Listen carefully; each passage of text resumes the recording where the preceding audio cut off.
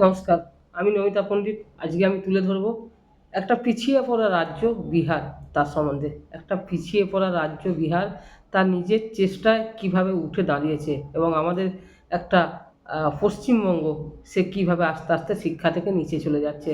তো প্রথমেই যেটা আমি বলব, বিহার যেভাবে নিজের চেষ্টায় উঠে দাঁড়িয়েছে, তাদের প্রতিষ্ঠানের জন্য লড়ে যাচ্ছে। আমরা কি শিখছি? আমরা শুধুমাত্র ইতিহাস এবং আত্মগরিমায় আজও তৃপ্তির ধোঁয়া ঢেকুর তুলছি। আমরা শুধুমাত্র বলি বাঙালির ঐতিহ্য, বাঙালির এই, বাঙালির ওই। আজকে যে ইতিহাসের ওস ওস মানে ঐতিহ্য আছে, সেই ঐতিহ্যে শুধুমাত্র কি ধোঁয়া ঢেকুর তুলব? না, বর্তমান পশ্চিমবাংলায় ফিরে আসবো। বর্তমান পশ্চিমবাংলায় মানসিকতার পরিবর্তন দরকার, এবং তাহলে কিন্তু এই ভিক্ষা দিয়ে বা প্রাদেশিকতার যে জিগির তুলে এবং জাতপাত নিয়ে মাতিয়ে রাখা যাবে না, এবং শিক্ষার ডেভেলপমেন্ট আনতে হবে। তাই মনে হয় এই যে পশ্চিমবাংলার ছবি, পাস ফেল প্রথা উঠে যাওয়া, এই ঘটনাগুলো কি আমাদের পশ্চিমবঙ্গবাসীকে একটুও ভাবায় না? তাই সেই ভাবানোর জন্য আজকে আমি বেশ কিছু পয়েন্ট আমি নিয়ে এসেছি। যে পয়েন্টগুলো হচ্ছে গিয়ে আমাদের যে রাজ্য সরকার যেভাবে শিক্ষার পাস ফেল প্রথা তুলে দেওয়া হয়েছে, সেই একই দিকে যদি আমরা তাকিয়ে দেখি, আমাদের বাংলা এবং বাঙালি জাতি কি ভুগছে। আমরা যদি ভিড় করি তবে মেলায়, পুজোয়, মিছিলে, উৎসবে। চাকরির প্রতি আমাদের আগ্রহ কম। তার কারণ হচ্ছে আমরা ক্লাব, রাজনীতি, ইতিহাস ইত্যাদি নিয়ে থাকতে পারি। আমরা যদি ফ্রি ইন্টারনেট পাই, তাহলে আমরা পাবজি খেলি, রিল বানাই, ফেসবুক করি। কিন্তু সিনেমা দেখি, দিনের বেলা শেষে বলি মাউরা, গুটখাখোর, খোট্টারা সব পশ্চিমবাংলা দখল করে নিয়েছে। কিন্তু সবথেকে প্রধান কারণ হচ্ছে গিয়ে, তারপর ভিড় করে থাকি বেকার ভাতার লাইনে। ফলে যা হবার তাই হয়। আমরা মাটি কুপিয়ে 100 দিনে কাজ করে সেরা হই, আর বিহারিরা হয় ওই আইপিএস, আইএস অফিসার। তো যদি দেখা যায় কিছু তথ্য, তাহলে কিন্তু আপনারা একটা জিনিস বুঝতে পারবেন। বিহার একসময় তাচ্ছিল্যের পাত্র ছিল। তাচ্ছিল্যের কারণও ছিল লালুজির মেয়ে ডাক্তারি এন্ট্রান্স পরীক্ষায় ফার্স্ট হয়ে দিল্লিতে পড়তে গেল এবং ফেলও করলো। সেই দিল্লিতে গিয়ে কিন্তু ফেল করলো। সেটা বুঝিয়ে দিল যে বিহারের সরকার শিক্ষা ব্যবস্থার কী হাল করেছে। শিক্ষাহীন হিসাবে বিহার জাতপাতের রাজনীতি এবং মাফিয়া রাজ ছিল। পরবর্তীকালে তাদের শিক্ষা না দিয়ে লড়াই লাগিয়ে দেওয়া হতো অন্যদের সাথে। বাইরে কেউ চাকরির পরীক্ষা দিতে গেলে স্টেশনের ভেতরেই তাদেরকে ঢুকতে দেওয়া হতো না। সারা দেশ হাসতো বিহারকে নিয়ে। কিন্তু লালুজি নিজের রাজত্ব কিন্তু চালিয়ে গেছে। বিহারের নতুন জাগরণ হলো, যে জাগরণ নীতিশ কুমারের হাত ধরে। পরীক্ষায় এসেই টোকাটুকি বন্ধ করলো। তাতে পাসের হার কিন্তু একদম কমে গেল।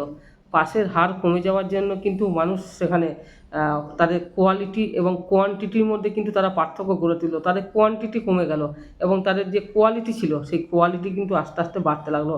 যেভাবে মদ থেকে প্রচুর রাজস্ব আয় হতো, সেই মদের আয় কিন্তু লালু সরকার আসার পর কিন্তু বন্ধ করে দেওয়া হলো। মদের আয়টাকে কিন্তু বন্ধ করে দেওয়া হলো।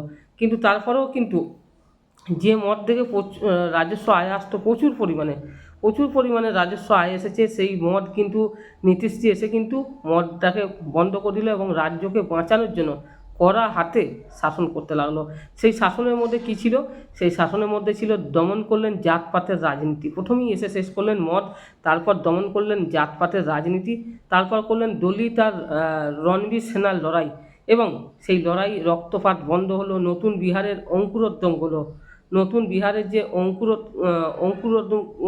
অঙ্কুরোদ্গম হলো, সেই তাতে থেকে নতুন প্রাণের সৃষ্টি হলো এবং মানসিকতা পরিবর্তন হলো বিহারের। বিহারের মানুষ পরিবর্তন এবং জাগরিকতা হলো। তারপরে সেখানে নিজের যোগ্যতায় অর্জন করতে শিখলো মানুষ, নিজের যোগ্যতায় পড়াশোনা করলো এবং চাকরি বাকরি পেতে শিখলো।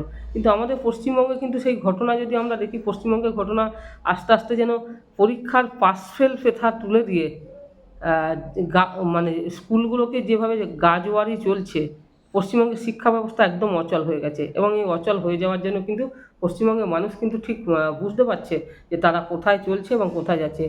দুটি ঘটনার দিকে যদি আমরা নজর দিই, প্রথম ঘটনা হচ্ছে একটা কনকনে শীতের দোকানে একটা খবর দেখেছিলাম। সেখানে একটা চায়ের দোকানে একজন চাওয়ালা চা বিক্রি করছে। তো তাকে যখন বলা হলো যে আপনি চা বিক্রি করছেন কেন? আপনি এত কনকনে শীতে আপনার ছেলেমেয়েকে নিয়ে এসে দোকানে বসাতে পারেননি? তখন কিন্তু সেই ভদ্রলোক কিন্তু বলছেন যে আমার ছেলে কেন চা বিক্রি করবে? আমার ছেলে কেন চা বিক্রি করবে? আমার ছেলে আইপিএস, আইএস হবে। কিন্তু সেই ঘটনা কিন্তু একটা জিনিস কিন্তু শিখিয়ে দিয়েছিল, সেই ঘটনা একটা জিনিস শিখিয়ে দিয়েছিল যে হ্যাঁ, পশ্চিমবঙ্গ যেভাবে দিনের পর দিন ডেভেলপমেন্ট হারাচ্ছে এবং শিক্ষার ডেভেলপমেন্ট হারাচ্ছে এবং সে ডিমোশন হচ্ছে একটা একটা পর, পশ্চিমবঙ্গের ছাত্ররা সব কিছু থেকে ডিমোশনে নেমে যাচ্ছে। অবাক হয়ে সেই চাওয়ালা কিন্তু বলল যে আমার ছেলে কেন চা বিক্রি করবে, আমার ছেলে আইপিএসের কোচিংয়ে ভর্তি করিয়েছি এবং অফিসার বনবে বাবু, একদিন অফিসার বনবে।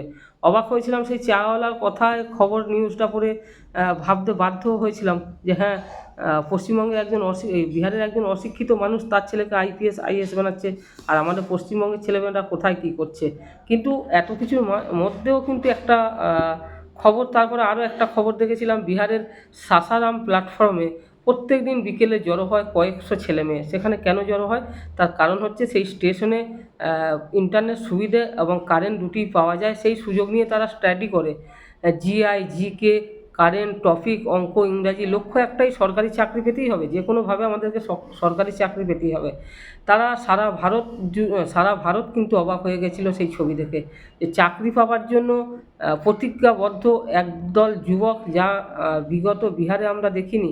সেই বিহারকে নীতিশজি এসে পাল্টে দিল এবং সেই বিহার হয়ে উঠলো কিন্তু শিক্ষার দিক থেকে অনেক উন্নত, যা কিন্তু আমরা পাটনার খান স্যারকেও দেখেছি। পাটনার খান স্যার যেভাবে তাদের বিহারের ডেভেলপমেন্ট এনেছে, আমরা কিন্তু সেখানে দেখেছি অনেক আইপিএস আইএএস, অনেক পুলিশ কর্মী কিন্তু দেখেছি। কিন্তু আবারও একটা ঘটনা ভাইরাল হয়েছিল, পাটনায় গঙ্গার তীরে সপ্তাহের শেষে জমায়েত হয়েছে বহু মানুষ। রেলের চাকরির ফ্রি কোচিং দেওয়া হচ্ছিল, সেখানে টিপস দেওয়া হচ্ছিল এবং সেখানে ভিড় করেছিল কোচিং নিতে গঙ্গার ধারে পুরো সারি সারি ছাত্র দল। কিন্তু পার্থক্য হচ্ছে, এবার আমাদের রাজ্যের দিকে যদি তাকাই, গর্বিত বাঙালি জাতি আমরা ভিড় করি মেলায়, আমরা ভিড় করি পুজোয়, আমরা ভিড় করি মিছিলে, আমরা ভিড় করি উৎসবে, আমরা ভিড় করতে ভালোবাসি রাজনীতির ছত্রছায়ায়। আমরা রাজনীতিতে যাই এবং রাজনীতিতে গিয়ে চামচা হতেই ভালোবাসি এবং সেখানে ভাতার লাইনেও দাঁড়াই। কিন্তু শেষে একটা কথা বলি, আমাদের রাজ্যটা বিহারি, মারোয়ারি এবং গুটকা করে ভরে গেছে, কিন্তু আমাদের রাজ্যে যে শিক্ষা ব্যবস্থা ডুবে গেছে, সেটা নিয়ে কিন্তু আমরা প্রশ্ন করি না। তো চলুন, সকলকে বলবো আমাদের নিজেদের রাজ্য সম্বন্ধে জানুন এবং রাজ্যের যা তথ্য আছে সেগুলো কিন্তু খুঁজে বার করুন। শুধুমাত্র অন্য সজাতকে দোষ না দিয়ে নিজের যে শিক্ষার পাস ফেল প্রথা উঠে গিয়ে পশ্চিমবঙ্গ শিক্ষার দিক থেকে কতটা জিরো হয়ে গেছে, ডাউন হয়ে গেছে, সেটা একটু ভেবে দেখুন। কারণ আজকে যদি না ভাবেন, আপনার কিন্তু সময় এসেছে ভাবার। আপনাকে ভাবতে হবে এবং ভাবতে বাধ্য করতে হবে। বিহার যেভাবে একটা সময় মদ, গাঁজা, বিড়ি, সিগারেটে ভরেছিল, আজকে বিহার কোথা থেকে কোথায় উঠে এসছে। আর যারা এই সব জিনিস জানে, যারা বিহারকে তাচ্ছিল্য করেছে বা যারা বিহারকে সবসময় ব্যঙ্গ করেছে, আজকে যেন তারাই ভাবছে যে বিহার আজকে কী। বিহার আজকে পাটনায় খান স্যার, সেখানে কিন্তু আইপিএস আইএএস তৈরি করছে। আমাদের পশ্চিমবঙ্গে আইপিএস আইএএস তৈরি হওয়ার থেকে বেশি রাজনীতিবিদ তৈরি হচ্ছে, কারণ এই ব্যবসায় লাভ বেশি।